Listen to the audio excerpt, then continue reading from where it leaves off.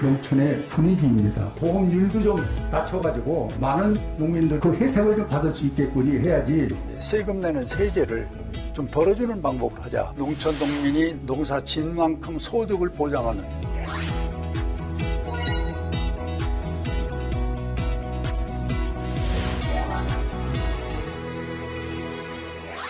사선의 중진 의원이십니다. 국민의힘 홍문표 의원 모셨습니다. 어서 오십시오.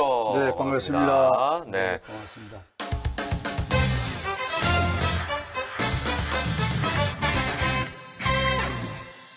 아유, 일단 사선이시니까 어마어마하신 거 아닙니까? 내리사선님 거의 20년 외길 아니신가요? 그렇습니다. 그러니까 그 전에도 또 정치를 하셨을 거 아니에요, 그죠? 그동안에는 이 체육 쪽에 좀 관심이 있어서 일을 했고, 예. 그다음에 이제 지역에서는 주로 농촌 문제를 예. 좀 많이 관여를 했었다가 이제 정치 쪽으로 왔고. 그렇습니다. 네. 또 정치 하시려면은 표가 중요하지 않습니까? 그렇습니다. 최고의 표는 홍문표 뭐 이렇게 얘기하시고 뭐 이러시는 건 아니지. 역시 국회 방송이 전 최고입니다. 네. 그러니까 제가 이제 외람되지만 성함 가지고 이렇게 재미를 이렇게 구사하는 경우들이 많이 있어가지고. 예. 저는 사실은 그 홍문표 의원님을 뵌 적은 여러 번 있어요. 아, 그래요? 네. 의원님은 저를 기억 못하시겠지만 네. 국제 외식 식자재 박람회 때 매번 오셨어요. 네, 그렇습니다. 그게 이제 농어민들과 관련된 행사이기 네. 때문에 네. 그 자리에 매년 빠지지 않고 오셨어요. 네, 그래서 네. 제가 그 1회 때부터 10회 때까지 네. 한 번도 안 빠지고 제가 사회를 봤거든요. 기억이 남습니다. 기억이 대단하십니다. 저 문에 들어오는데 네. 제가 딱 눈에 띄니까 네네. 오늘 여기 또 중요한 또 사회를 보시는구나. 아, 감사합니다. 기억 못 하셨는데 하시는 척 해주셔서 감사합니다. 예. 근데 지금 의원님이 네. 70대 중반이시잖아요. 아, 그러신가요? 네, 그런데 전혀 그렇게 안 보이시고 너무 호감형이세요. 70대도 서우는데 초반이라고 그래야지. 중반은, 어머, 죄송합니다. 중반은 아니고. 그리고 제가 옆에서 슬쩍 보니까 예. 운동도 진짜 열심히 하시나 봐요. 팔뚝이. 아. 예, 제가 이제 전에 다녔던 헬스장 관장님인 줄 알았습니다. 운동 열심히 하시나 봐요. 검도를 제가 좀 취미로 하고 있습니다. 그래서 그런지 항상 보시면 아시겠습니다만 체형의 변화가 거의 없으세요. 자기 관리가 철저하신 게 아닌가 이런 생각이 들고요. 자, 마 변호사가 또 준비한 게 있으시죠? 네, 제가 의원실에 연락을 해서 특별한 사진을 달라고 좀 부탁을 사진을 드렸는데 가져주셨는데. 네, 이런 사진을 주셨어요. 귀농이라고 아주 큼지막하게 쓰여져 있습니다. 농어촌, 농어민이 잘 살아야 선진국이 된다. 보니까 무슨 농민단체 아니면 농민신문사 사무실 아닌가 이런 생각이 드는데. 제 모든 그 홍보 예, 또 국정 지표가 예. 대한민국이 선진국 강한 나라가 되려면은 네네네. 농어촌 농민이 잘 살아야 예, 선진국이 된다는 것이 저희 네. 정치적 목표고 예, 예. 주관적인 정책입니다. 네네네. 지금 저것도 우리 사무실에 아주 유명하신 분이 큰 글씨로 저렇게 써주셔서 예. 한쪽 면을 다 차지할 정도로 예. 농어촌 농어민 이렇게 써놓은 것을 우리 아마 보좌진이 중문회인데 그걸 그러니까 또 이게 오늘 지금 홍 의원님 사무실이신 거죠? 그렇습니다. 오. 저희 사무실에 방문하면은 이게 농민단체 사무실인가? 그러니까요. 예. 오해할 만하겠어요. 그래서 예. 잘못 온 건가? 저한테 그런 농담도 하는데 예. 세계에서 잘 사는 나라 OECD에 가입된 나라 36개 나라 보면은 농어촌 농민이 잘 못 사는 나라는 없습니다. 농어촌 농민은 5,200만 우리 국민의 먹을거리를 생산하는 사람들 아닙니까? 그렇죠. 그런데 농어촌 농민이 지금 나이 드셨죠? 예. 빚져 있죠? 예. 병들어 있죠? 예, 예. 그 이유를 못 받고 있는 것은 네, 네. 우리나라가 가는 방향이 잘못 가고 있는 거예요. 그래서 내라도 농어촌 농민이 잘 살아야 대한민국은 강한 선진국이 된다. 거기에 대한 나름대로 노력을 하고자 해서 법과 제도를 좀 많이 만드는 그런 국회의원으로서의 일을 하고 있다. 얘기를 듣다 보니까 네, 네. 그래서 그런지 우리 예. 홍 의원님 하면 따라붙는 별칭이 하나 있습니다. 별명? 뭔지 아세요? 뭐예요? 바로 농민의 아들. 농민의 아들. 예. 그 농어민의 좀 대변인 격이신 것 같아요. 네네네. 그런데 그렇습니다. 약간 농민의 아들 느낌은 아니세요. 물론 이제 농민이라는 느낌이 네. 물론 얼굴이 그을리고 이런 느낌은 아닙니다만 약간 잔이 쇼의 잔이윤 씨입니다. 예, 좀 느낌이 닮으셔가지고 예. 자 그럼 만드신 법안들도 대부분 이제 농어민들을 위한 법률안이 많지 않을까 이런 생각이 들어요, 전 팀장님. 제가 좀 살펴보니까요, 그 면세유 연장 분양법이라든지 아니면은 농기계 임대법 이런 농어민에 대한 애정이 좀 굉장히 확실히 넘치신다 이렇게 좀 볼 수가 있을 것 같고 그 작년 연말 정기국회에서는 관련 법안들이 조금 통과가 됐더라고요. 농촌 농민들이 농사를 짓는 품목이 한 40배가 됩니다. 네네네. 뭐 예를 들면 뭐 파, 콩 뭐 이런 등등 해서 그런데 그 세제가 야중에는 1년이 나와요. 세금이. 네. 이거를 우리가 감면 조치를 해줘야지 코로나로다가 1년 동안 사실 대한민국 전 세계 어려웠는데 여기다가 세금 과제 또 정상적으로 내라면 안 되겠다. 그래서 19개 품목에 우리가 1조 한 500억 정도 되는 세금을 절감을 시켜주는 법안을 내서 네네. 통과를 시켰죠. 이것이 이제 저로서는 이번 코로나 전국의 농민들에게 조그만 네. 해야 할 도리를 한 게 아닌가 예. 이렇게 마음으로 생각을 합니다. 예, 일단은 뭐 가뭄에는 조금이라도 비가 내리는 게 필요하잖아요. 네네. 그런 단비 같은 역할을 하지 않았나 이런 생각을 해보고요. 그렇다면 앞으로 또 어떤 법안으로 우리를 훈훈하게 해주실지 자 전민기 팀장님 준비되셨죠? 네, 준비가 됐습니다. 네. 홍문표 의원의 소상공인 농어민 기살리는 법 네. 이렇게 제목을 정해봤습니다. 자, 첫 번째 한번 볼까요? 상인들께 넉넉한 임대료 넣어드려요. 이 소상공인 임대료 지원법입니다. 네. 뭐 코로나로 어렵지 않은 우리 국민들 누가 있겠습니까? 그러나 제일 우리가 시중이나 가까운 데서 보면은 소위 상가가 문을 닫았다든지 네네.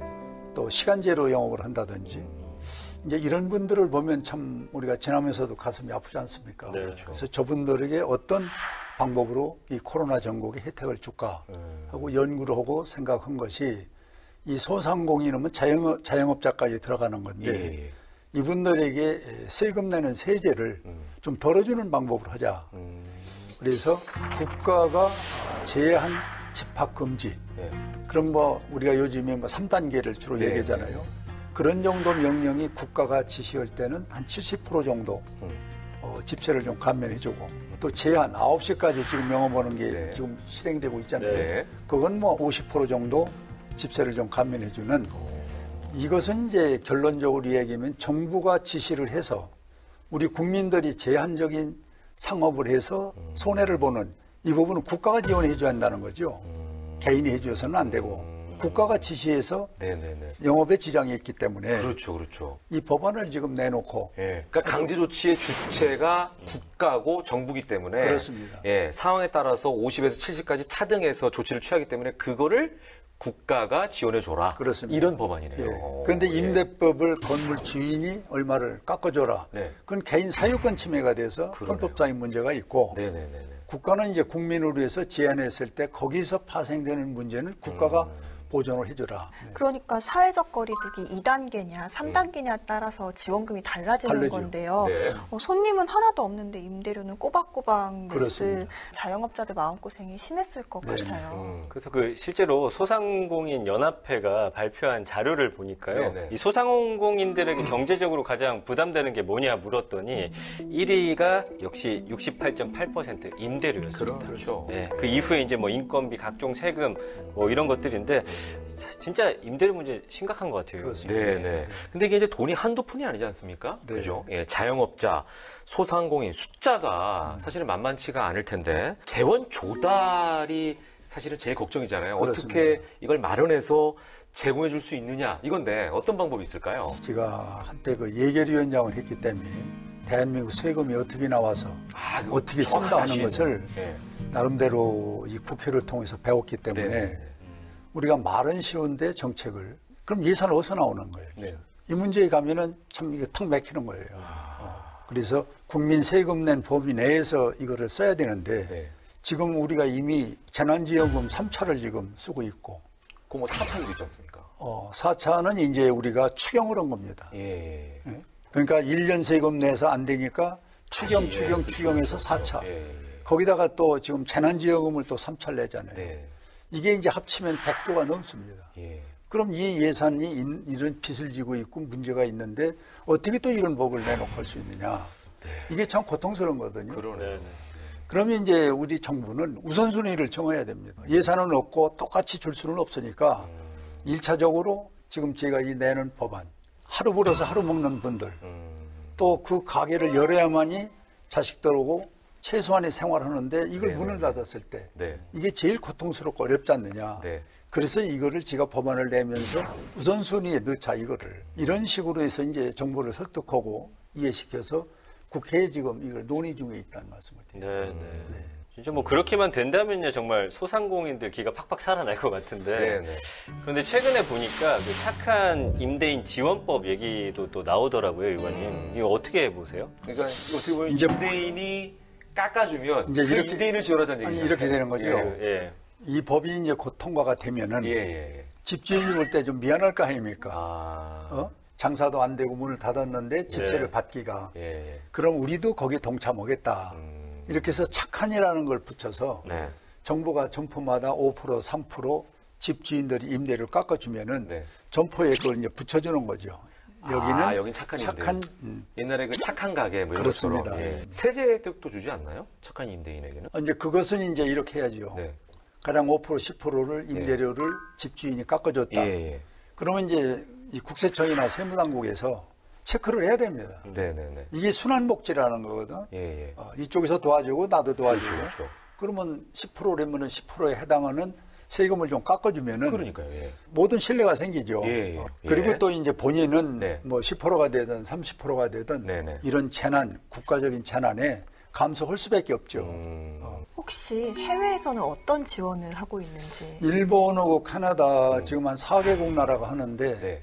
우리보다 조금 세요. 거기는 60%, 80%. 아, 지원을요? 예. 그러니까 지금 세계에서 이 법을 한 5개 나라가 하고 우리는 지금 진행하려고 그러고 나머지 나라도 아마 이 법이 이제 국제화되면은 상당히 많은 나라들도 이 모법을 따라갈 겁니다. 네. 그러니까 어떻게 보면 캐나다나 일본이라고 하면 이제 선진국들에서는 그렇습니다. 굉장히 진짜 말씀하신 대로 네. 소상공인들이나 농어민들의 복지에 대해서 신경을 많이 쓰고 있네요. 그렇습니다. 예. 자, 지금 그 소상공인에 대한 3차 재난지원금이 나가고 있지 않습니까, 마변? 네, 코로나19 3차 확산으로 피해를 본 소상공인을 대상으로 하는 소상공인 버팀목 자금, 이른바 3차 재난지원금 지급이 지난 11일부터 시작했는데요.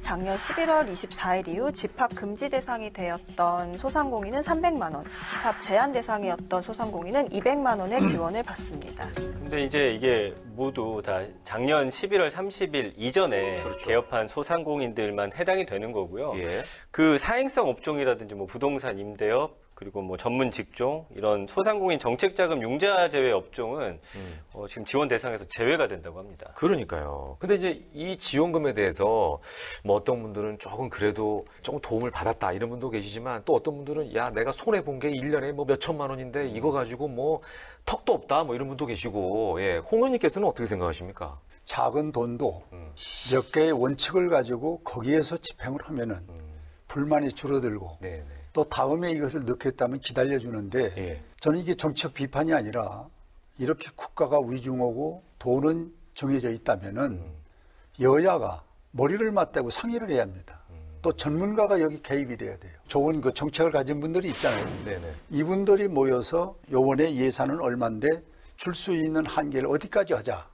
이렇게 동의를 구해야 돼요, 이거를. 그런데 지금 이 주는 방식 재난 4차나 추징금 같은 거는 거의 정부하고 여당이 일방적으로 만들어 놓고 밀고 가버린단 말이에요. 그러고 나서 보면 지금 지적하신 대로 18개 정도의 품목이 빠져버렸어요. 비슷한 종목인데. 예. 그러니까 그분들은 이제 불만을 갖는 그렇죠. 거죠. 약간 불평등. 그렇습니다. 예. 그래서 요번에 4차 한다. 근데 여기는 어디까지 할 거냐. 네. 이걸 합리적으로 작은 돈도 서로 협의하면서 네네. 상의를 하면 큰 효과를 낼 수 있고 불만도 적어진다. 이 말씀을 좀 꼭 드리고 싶습니다. 네네네. 협의는 꼭 필요할 것 같은데 그러면 저는 개인적으로 네. 의원님은 그러면은 임대료를 뭐 몇 달 어느 정도까지 좀 지원해 줘야 된다고 생각하시는지. 현실적으로. 아니죠. 예. 이거는 지금 말씀드린 대로 정부가 네. 1.5단계, 네. 2단계, 3단계 거기 기준을 맞추면 원칙을 되는 거죠. 정하라. 원칙. 그러면요. 아. 그것은 내가 법을 만드는 겁니다. 지금. 예. 자, 홍은표 의원께서 지금 함께하고 계신데요. 자, 이번에는 소상공인, 농어민 기 살리는 법 두 번째 네. 법 알아보겠습니다. 자, 이제 첫 번째가 소상공인이었죠. 네. 이제는 소상공인의 아들로 또 불리실 것 같은데. 네. 자, 두 번째는 그럼 뭐겠습니까? 우리 홍 의원님이 좀 가장 중점 두는 거죠. 농어민이겠죠? 그렇죠. 네. 예. 그러니까 농민의 아들이라는 별명이 있는데 안 나오면 서운하죠. 맞아요. 예. 똑똑하시네요. 자, 두 번째. 상식이죠. 자, 두 번째 갑니다. 예. 농어민께 따뜻한 보험료 넣어드려요. 농업재해보험법. 예. 이것도 좀 설명해 주시죠. 이 농업재해보험료는 한마디로 재난을 대비해서 네네. 이 보험을 드는 건데 대부분의 농촌 농민들이 어려운 데다가 야 보험 안 들어도 내가 이 재보험 난 피해갈 수 있고 나한테 오겠냐? 설마. 설마. 예. 이래서 이제 갑자기 재해가 오면은 그냥 고스란히 당하는 경우. 그렇죠. 예. 그 정부에겐 또 불만이 전가되고. 그래서 도저히 안 되겠다. 이래서 이제 지금 보험료가 50대, 30대, 20입니다. 532. 국가가 50, 50. 지방자치가 30, 본인이 20. 그래서 보험을 많이 들지를 안 해요. 많이 들지 않는 이유는 보험료가 비싸서 그렇습니다. 그래서 저는 본인이 10%, 네. 지방자치가 30%, 그리고 60%를 국가가 이렇게 상향 조정을 해주면은 네네네. 보험료를 본인들이 10%인데 그거 안 들겠습니까? 그리고 이제 정부와 국가는 좀 전략해서 농어촌의 농어민이 재해로 네. 피해를 보는 데는 좀 대책을 세워줘야 된다. 그래서 이제 외국에는 이와 같은 선례가 조금 또 좀 세요. 뭐 80%까지 국가가 해주는 데도 있고. 그래서 우리는 그렇게까지는 재정상 어렵다면은 예. 이 차순대로 조금씩 올리면서 국가도 그리고 농민도 함께 살 수 있는 그런 중간 지점에서 절충안으로서 이 법안을 냈다는 말씀을 드립니다. 네네. 의원님 그럼 이거 지금 보험 가입률이 어느 정도 되나요? 지금 제가 조사한 거는 조금씩 다른데요. 보험회사에서는 조금 많이 했다고 저희들한테 보고를 해요. 네. 그런데 이걸 이제 세제 쪽에서 볼 때는 36%, 또 보험 쪽에서는 한 40%, 뭐 이런 정도 오고 가는데 아마 40% 내외가 될 겁니다. 좀 저조하네요, 생각보다, 그죠? 그러니까 저 좋은 거를 많이 끌어올리려면은 예. 개인의 보험료를 낮춰야 된다는 거예요. 그러네요. 예. 작년에도 사실은 이 폭우로 인해서 수해가 엄청 커서 네. 농어민들 시름이 컸던 걸로 그렇습니다. 기억이 되는데 의원님 그 홍성 예산이 지역구시지 네. 않습니까? 농어촌이 한번 피해를 입으면 얼마나 오래 갑니까? 굉장히 오래 가죠, 이 피해. 네, 복구하는데. 저희 지역의 실례를 들면은 예. 홍성군은 많은 피해에서 좀 비켜갔었어요. 근데 예산군은 아주 집중적인 폭우를 맞이해서 예산의 그 유명한 사과, 예산 사과. 예. 그게 지금 우리 선수촌에서 예산 사과를 먹거든요. 선수들이. 네네. 그게 유명합니다. 네네. 한번 제가 드릴 테니까 맛을 한번 보시기 바랍니다. 근데 왜 영화배우 정준호 씨는 예산 출신인데 저한테 한 번도 사과를 안 줬죠? 그건 생각이 좀 짧으니까 그렇죠. 그래서 그 사과 농가가 한 30% 예. 아주 피해를 전멸을 당했어요. 그리고 이제 작은 골목과 그 면과 면 사이를 잇는 다리 같은 게 있잖아요. 네네. 그게 이제 세 개가 이제 끊어지니까 다 그냥 무너졌군요. 그러니까 이제 길이 없는 곳을 다니려니 얼마나 이제 불편하겠어요. 행안부 장관도 직접 오시고 네네. 많은 정부가 지원을 했는데도 예. 앞으로 한 2년이 가야 됩니다. 복구를 하려면. 아직도 2년. 네네. 자, 야, 근데 이런 경우 진짜 홍성과 예산인데 참 이게 마음이 아프셨겠어요. 그러니까 한쪽은 괜찮은데 한쪽은 너무 피해가 크니까. 뭐 자식이 두 분이니까 그러니까, 예. 둘 다 보듬고 예. 같이 행복해야 되는데 한쪽에는 피해를 입었을 때 그 그러니까요. 아픔은 참 크죠. 네. 저는 의원님 진짜 엉뚱한 상상을 한번 해본 적이 있는데요. 이렇게 매번 뉴스에서 농어민들이 피해를 입었다 이런 소식을 접할 때마다 내가 만약에 농사를 짓는다면 예를 들어서 뭐 사과 농사를 짓는다 그러면은 무슨 강풍이 뭐하건 피해를 입지 않는 뭐 튼튼한 돔구장처럼 차라리 그렇게 지어 농사를 지으면 어떨까? 저는 이런 참 허무맹랑하지만 그런 상상을 해본 적이 있거든요. 그 뭐 이제 예. 온실농사, 비닐하우스 이런 쪽에서는 지금 말씀하신 걸 확대해서 예. 계획적으로는 가능한데 그게 안 됩니까? 아니 될 수는 있겠는데 예. 대량 생산이 어렵고 두 번째는 그 비닐하우스나 온실 그 비용이 많이 들어갑니다. 그렇군요. 그리고 이제 예. 세 번째는 그 정부가 거기에 대해서 대책을 세워줘야 하는 문제가 또 정부 돈이 또 많이 들어가고 네, 그래서 네. 그건 하기가 상당히 쉽지 않고 그죠? 이제 일본을 우리가 자주 갈 기회가 있어서 보면은 네. 저런 그 덴마크나 스위스 이런 나라는 예.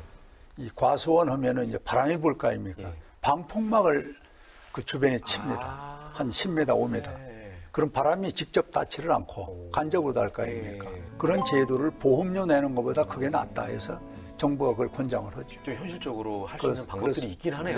네, 있긴 있습니다. 말씀을 듣다 보니까 처음에 저희 뵀을 때는 너무 이렇게 젊어 보이셔서 농민의 아들이라고 생각했는데 네. 예, 저희가 연세를 알고 나서는 네. 농민의 아버지이시구나 라는 생각도 하게 됐는데 저는 반대로 생각했어요. 저는. 어떻게요? 농민의 아들로 사랑받고 계시지만 네. 더 열심히 농어민들을 위해서 힘써주셔서 네. 농어민의 손자로. 더 벤자민 예쁨 버튼입니까? 네. 그런데 지금 두 분이 말씀한 걸 다 수용을 하고 예. 제가 원래 생각하는 건 예. 농민의 일꾼. 그게 저는 더불어서. 좀 편하고 그러네. 네, 네, 네. 또 예. 시골 가면 아는 분들은 예. 저 상무서 맞다고 그럽니다. 예. 자, 그럼 농민의 일꾼으로서 그렇습니다. 앞으로는 또 어떤 입법 계획이 있으신지 이걸로 마무리하시면 좋을 것 네. 같습니다. 예. 뭐 농촌의 어려운 문제를 다 법으로 해결할 수는 없습니다. 네. 그러나 이제 농촌 농민이 농사를 지면은 농사 진 만큼 소득을 보장하는 이 법이 있어야 됩니다. 선진국이 바로 그런 것입니다. 네네. 이런 만큼 대가를 주고 또 농촌 농민은 그 나라의 국민이 먹을거리를 생산하는 사람들이기 때문에 참으로 소중한 겁니다. 농촌 농민이 병들고 배고프고 빚져 있다. 그 나라는 망하는 거죠. 희망이 없죠. 이렇게 소중한데 서울에서 많은 분들을 만나면 하다 사업이 안 되면 농촌에 가서 농사짓지. 아유, 그것도 농사나 짓지라고 하는 근데 그 얘기를 들으면은 울분이 나와서 네. 진짜 농촌은 농민은 소중합니다. 네. 우리 먹을거리를 그분들이 생산하는데 그래서 네. 저는 이 방송을 통해서 우리 대한민국 국회 유명한 이 방송에서 농어촌 농어민 열심히 노력하면은 소득이 들어가고 권익이 보장되는 제도를 앞으로도 계속 만들겠다는 말씀을 드립니다. 근데 앞으로도 그 농어민들의 그 아픈 마음을 네. 좀 많이 좀 이렇게 쓰다듬어 주시길 그렇게 부탁드리겠습니다. 하겠습니다. 자, 이제 이번 겨울은 날씨도 날씨지만 코로나 때문에 더 추운 것 같습니다. 많은 분들의 온기를 불어넣어 줄 수 있는 좋은 말씀으로 좀 마무리해 주시면 좋을 것 같아요. 한 말씀 해주시죠. 코로나는 참 무서운 병입니다. 네. 방역 체계를 스스로 갖추고 또 이웃도 한번 살펴보고 이렇게 해서 이 코로나를 우리는 이기지 않으면은 우리는 어려운 국가의 재난이 더 가중될 수밖에 없다. 네. 이래서 저는 자기 스스로 방역 체계를 좀 잘 지키고 그리고 국가는 그동안에 우리가 진단은 잘했거든요. 네네. 그런데 처방, 주사와 약을 갖고 고쳐야 하는 부분은 지금 우리가 상당히 미숙하다. 외국에 비해서 어려운 점이 있는데 이것도 국민이 좀 참아 주셔야지 어떻게 하겠습니까? 정부는 이 백신 없는 대한민국을 백신이 있는 것 이상으로 좀 방역 체계를 빨리 갖춰줬으면 좋겠다는 권고를 드립니다. 자, 코로나를 이기는 슬기로운 생활법 그 두 번째 이야기 국민의힘 홍문표 의원과 함께 했습니다. 나중에 또 좋은 법으로 뵙겠습니다. 고맙습니다. 감사합니다.